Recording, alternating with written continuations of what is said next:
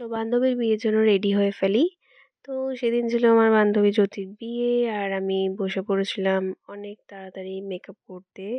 Skin care করে নেওয়ার পর আমি প্রাইমার করে নিচ্ছি, তারপর কনসিলার দিয়ে আমার ডার্ক সার্কেলগুলোকে কনসিল করে নিচ্ছি। কনসিলারটা ব্লেন্ড করে নেওয়ার পর আমি আমার ফাউন্ডেশন ইউজ করে নিচ্ছি ফিটমি।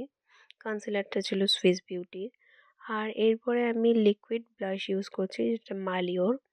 অ্যান্ড এই লিকুইড ব্লাশটা আমার খুবই ভালো লাগে। তারপর আমি কম্প্যাক্ট দিয়ে সেট করে নিচ্ছি আমার ফুল ফেসটা। অ্যান্ড এটা ড্রাই করে নেওয়ার পরে আমি ইউজ করছি কাজল। এদিন আমার শাড়ির কালারের জন্য আমি কাজলটাই বেশি প্রেফার করছিলাম, কোনো ওভার মানে আই মেকআপের থেকে। তো আমি মোটা করে কাজল পরে নিয়েছি, আর আই শ্যাডোটা একদম লাইট পিঙ্কের উপর রেখেছি। একটা সফট পিঙ্ক কালার চুজ করেছি। অ্যান্ড দেন আমি এবার আইব্রো করে নিচ্ছি। আইব্রো করে নেওয়ার পর আমি ইউজ করে নিচ্ছি একটা অ্যাঙ্গুলার ব্রাশ, যেটা দিয়ে আমি ব্ল্যাক কাজলটাকে ব্লেন্ড করে দিচ্ছি ব্ল্যাক আইশ্যাডো দিয়েই।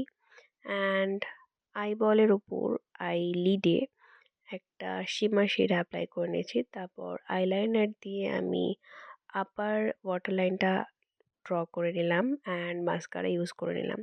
এদিন আমি লেন্স পরেছিলাম, বাট খুবই ন্যাচারাল একটা ব্লুইশ কালার ছিল, যেটার জন্য অতটাও চোখে পড়ছে না, বাট দেখলে বোঝা যাবে ভালোভাবে।